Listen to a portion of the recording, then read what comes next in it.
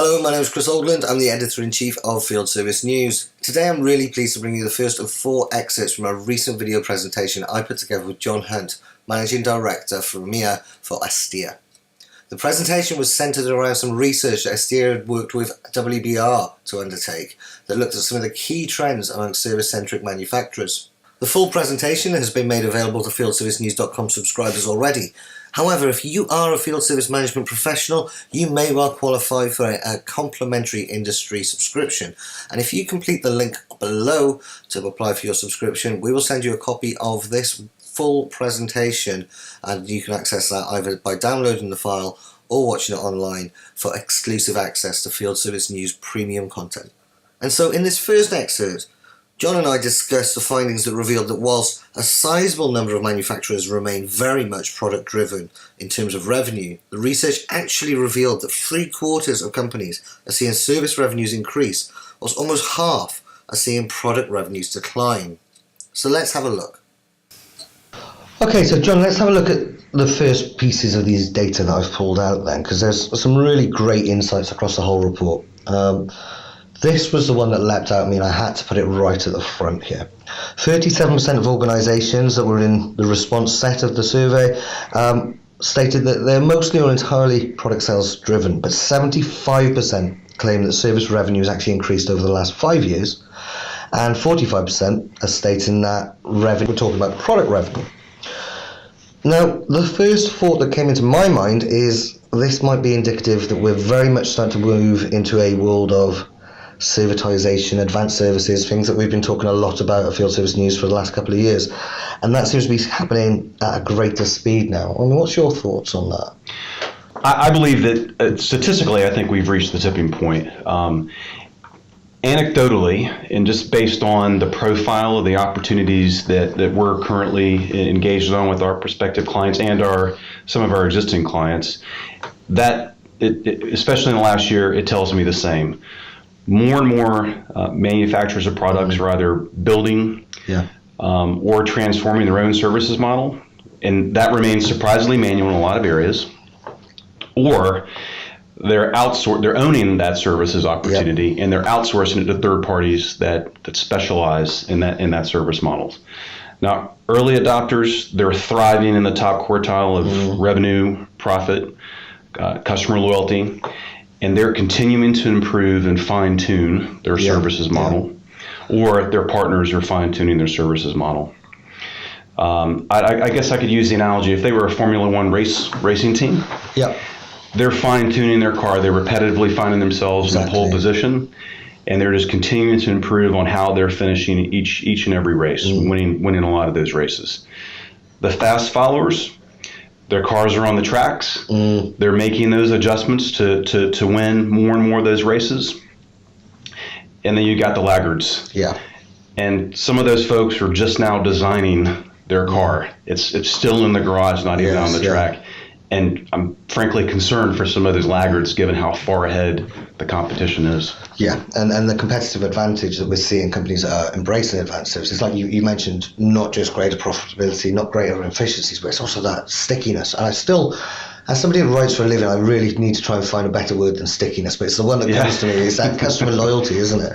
I mean, one thing I thought would be quite interesting to get your insight on, given the world that you've operated in, is what can these manufacturers learn from the IT companies that perhaps have been down this journey previously? You know, the software as a service model. We're now at everything as a service, aren't we? But SaaS was the big thing. Are there learnings that manufacturers can take from that approach? I mean, my mind thinks back to how Microsoft was so reluctant, for example, to step into that world and kind of drag kicking and screaming. And now we've fully embraced it, but perhaps could have gone the way of a Kodak at one point where they weren't prepared to adapt. What's your thoughts on that? Well, so I think particularly in the last 2 to 3 years in the EMEA marketplace, there was still a reticence on many of our prospective clients' part, and many companies that just provide software solutions in general, regardless of how they deliver those. There was a reticence of the customers in this region to adopt software as a service.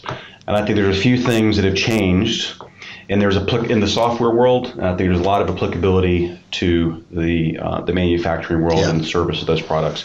So the combination of data security, Concerns that have been alleviated much in the last 2 to 3 years. Availability is stable, available, high-performance solutions. And thirdly, the ubiquitous access of bandwidth, both at the office, at your customers' facilities, whether that be a business or a consumer, and the mobile field engineer. Those three things have really transformed in this region in the last 3 years to make it a widely adopted concept, software as a service versus pure software. And that playing field has very much been evened over the last several years too. Not just the mega household brands that everybody's familiar with, but many of the smaller companies are all able to deliver their software in this software as a service model now. And I think there's a lot of parallels to the manufacturing world and the servicing of those products.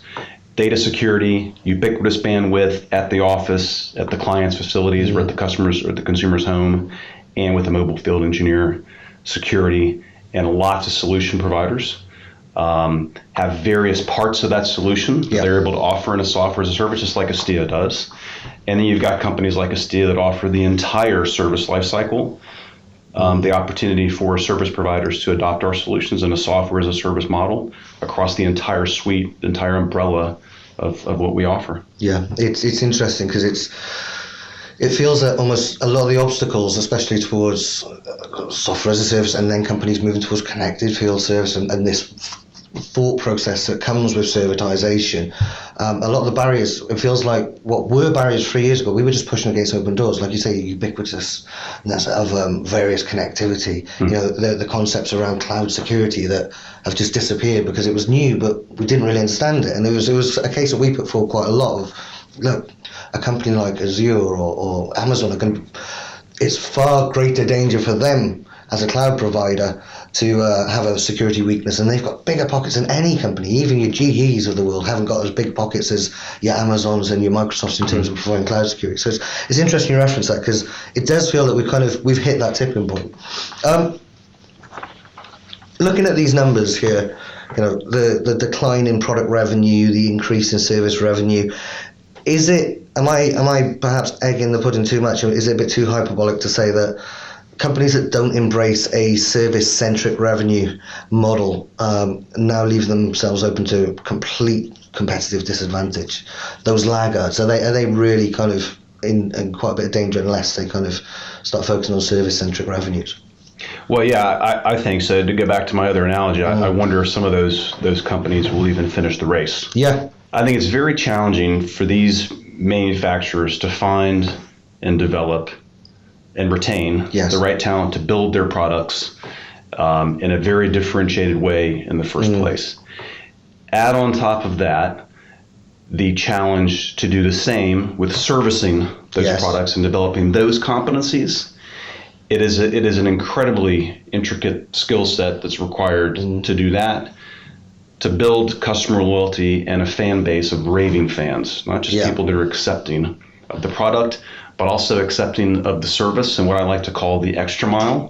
So you've built a product, you've differentiated yourselves, you've enabled that product to be used, you've delivered that product to the business or the consumer, and that extra mile of what happens after they've got the product, and delivering a wondrously delightful experience for that customer, even when dealing with the service of that product, is just an incredibly challenging situation. So again, those companies that aren't even on the track and are still building the cars, I think they're going to have a hard time catching up. I think as well, it's a mindset thing as well, which is, especially for a lot of more traditional manufacturers, it's that mindset of even the word after sales, you know, aftermarket, you know, it's ingrained that the product is what we do, that's the main thing, there's the focus, we get that beautiful, and it's this afterthought of the service, and that dichotomy being flipped upside down a little bit now to design the product for the ongoing service and to continue that journey and that experience, as you say, is a tricky mindset for companies to get, but I think it is quite important they do so. This kind of leads me on to something I've been thinking about a wee while, and again I think the stats kind of would indicate this. There's a bit of a need for service to become much more integrated in the whole business discussion, not just that afterthought anymore. Are you seeing this with some of the companies that you're working with, some of the companies that you're speaking to that are coming to you looking for new solutions? 'Cause I imagine that's happening a lot at the moment as well, companies that perhaps are suddenly switched on to service, coming to you saying, well John, how do we make this happen? Are they starting to integrate the conversations between product and R&D and sales and bring service into that bigger picture as well? What's your thoughts on that? Well, I think and I may be getting ahead of some of our talking points here, but as we look at more and more companies with declining product revenues and increasing service revenues, it's happening for a reason. Because those early adopters are finding that that's where they're getting the majority of their value. Previously, the service of the products was the icing on the cake. Yeah, exactly. And more, the servicing of the product is the cake, and the product just happens to be the icing on the cake. Right?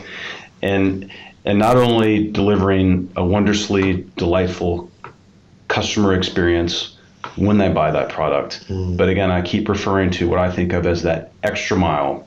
After they bought that product, in those years that they're going to continue to use that product, what is their experience like? And it's as early adopters know, and as fast followers will soon find out, there are no traffic jams along the extra mile. And that's where they're really pulling ahead more and more. And that brings us to the end of this excerpt from the presentation. Now, if you've enjoyed this content and you would like to see the full presentation, all you need to do is subscribe to fieldservicenews.com on the link below. Make sure you use the link below, because that is the one that will get you access to this presentation sent directly to you, and you will also then get emails that will keep you up to date with any new content we put out, whether it be white papers, more video presentations, podcasts, and research ourselves. Anyway, thank you ever so much for listening, and we shall see you again soon. Take care.